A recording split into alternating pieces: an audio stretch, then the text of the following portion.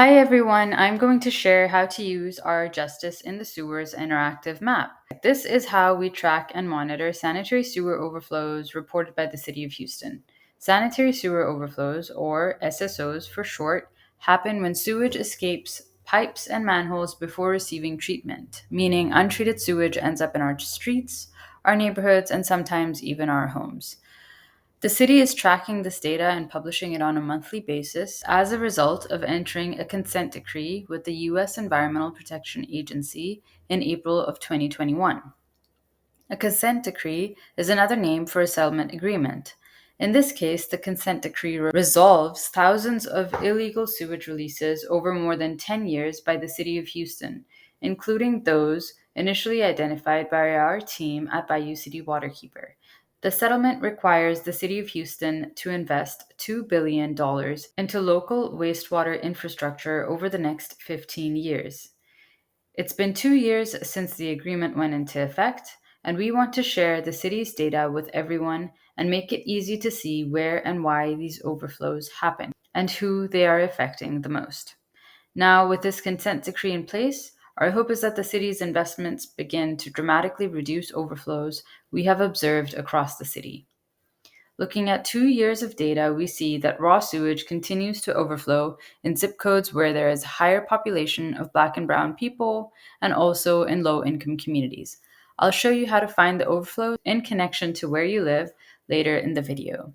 So, how do you access our Justice in the Sewers map? You log on to our website, www.bayoucitywaterkeeper.org, and come to our website. Over here on the main page, you will see a drop down menu. If you click that, it will say Clean Water, Protecting Wetlands, and Just Climate Transitions. Go to the Clean Water section and then scroll to the place that says Justice in the Sewer. If you click that, it'll open this map that we want to show you. What's cool about this map is that you can interact with the data and the charts. This means that you can click on different buttons and it will display specific information so you don't see all the data all at once. At the top, you will see two buttons that show City of Houston's sewage releases and then the sewage releases on private property. Both these data points have been reported to us by the City of Houston, and you can also find this information on their website, which is linked below. I'll scroll here using the scroll bar to the bottom, and you can click this here, which takes you to the City of Houston's website. To the right, you'll see all the documents where they've reported overflows on a monthly basis, where it says monthly SSO reports by the year and also the annual reports. You can click any of these links and it'll take you to the PDF that you can download onto your device and view the data that way as well. Going back to our map, I wanted to show you what each of these different buttons do and how to interact with it and how to find specific information if you're on our website. So as you can see right here, it'll show you the total amount of overflow in gallons and the total overflow incidents to date. For now, we have the data from April of 2021 all the way to January 2023. So depending on when you're watching this video, this map might look different. There might be more green dots or other data points that we've added since then, but this is the current display as of 2023. So if you look at these buttons, you can click each of these buttons. If I just want to see the overflows that occurred, for example, in 2021, I can click the 2021 button and it'll populate this information up here, which will show you there was 874 overflows for the year 2021. And if I want to see information for 2022, I can click that and it'll take away the information from 2021 and 2023 and only show me overflow incidences that occurred in the year 2022. Next, we have the excursion cause. So if I click this drop-down menu, it'll show me all the different types of excursion causes. That is the cause of an overflow in our scenario when we're looking at sanitary sewer overflows. So let's look at, say, grease blockage. if I click grease blockage, it'll show me all the grease overflows that have occurred in the city of Houston due to grease blockages. I can filter it again here for 2021 and see the excursions that were caused by grease blockage just for that specific year. And you'll see that there was 453 overflows that occurred due to grease blockage. Next is the structure type. We can select for excursion causes as well as structure type. So we do grease blockage and manhole, and you'll see there was total of 923. So all the information kind of gets populated and calculated based off of what you're selecting in these drop-down menus. Next thing that I want to show you is the base map switcher. So here you'll see the two different base map layers that we've included here. And the reason that we've included income and demographic is that we want to identify patterns of overflows and where they're occurring. So if we click the income, it'll populate the layer here. I'm just going to zoom in, and you'll see in the legend to the left, the ACS median household income is data from the American Community Survey, and it shows us the median household income by race and by age of the household. There are 5-year estimates shown by tract, county, and state boundaries, and I'm going to include a link in the description below for you to find out more about income. As you can see, peach color is where there's lower income communities, and then the higher income where people are making more than 100K is the dark blue area. Here we can see, if we put income as the base layer, if there's any connection of higher overflows occurring in communities that experience or have a lower income. And then the other base map is demographics. This layer contains census tract level data from 2020, which I'll also include a link in the description of the video. And why we've included this layer is because we believe race to be an important indicator when we're highlighting or understanding patterns of injustice. With that, I'm going to pause and go back to what happens if you click any of these data points. So if I click this data point here, it'll show you the exact address, and all of this information is from the city's website. So it'll show you the exact address, what was the corrective action, when the overflow occurred, when it ended, and what was the excursion cause, where the water flowed, the amount of overflow by gallons, and the SSO ID, and all of this information to help us kind of learn more about what happened at that particular data point. Here with this magnifying glass at the top right, I want to say if I enter an address or a particular zip code, you can also see the overflows that occur in your surrounding neighborhood. So if I put 77041,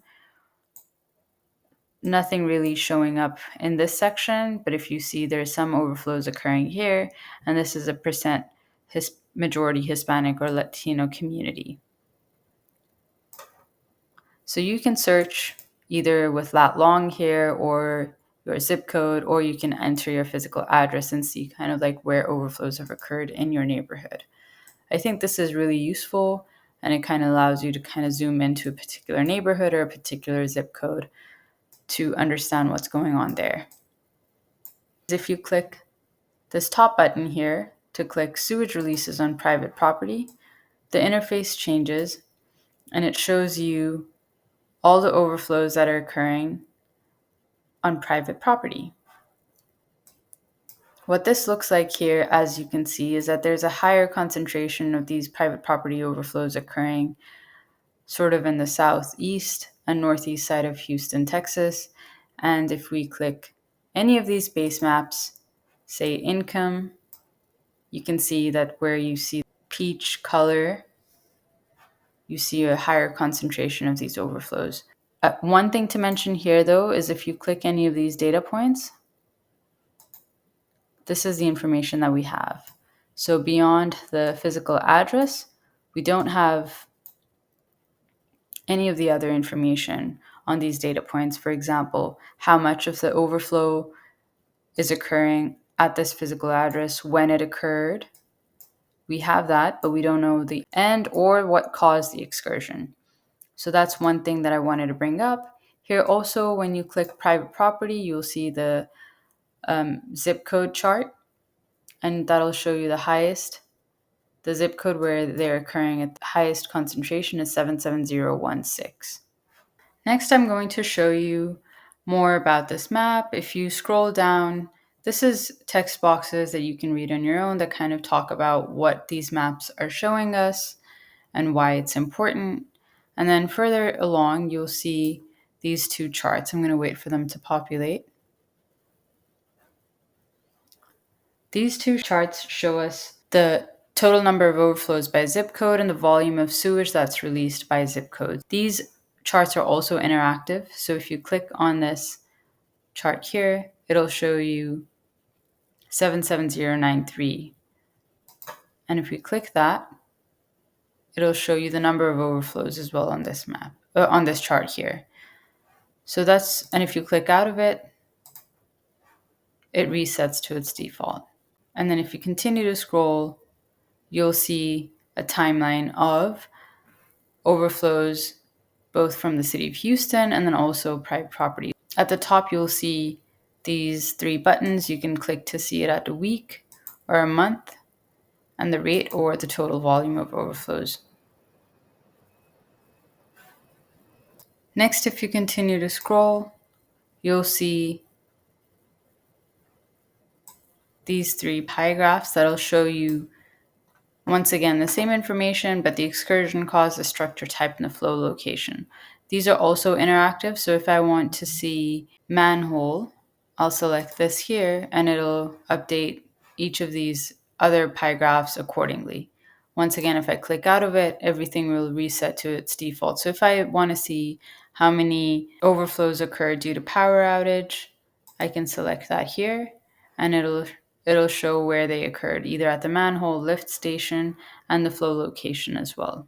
Once again, if I click out of it, it'll reset. Okay, so hopefully this was helpful and gives you a sense of what sewage overflows look like, at least on a map, and what patterns of sewage injustice we're seeing when it comes to the city of Houston. You can see things like the Houston arrow and how really where you live determines environmental injustices by increasing exposure to unsafe sewage water, which is a public health risk as well. We would like for you to explore this tool, check for monthly updates, as we will be updating this every month.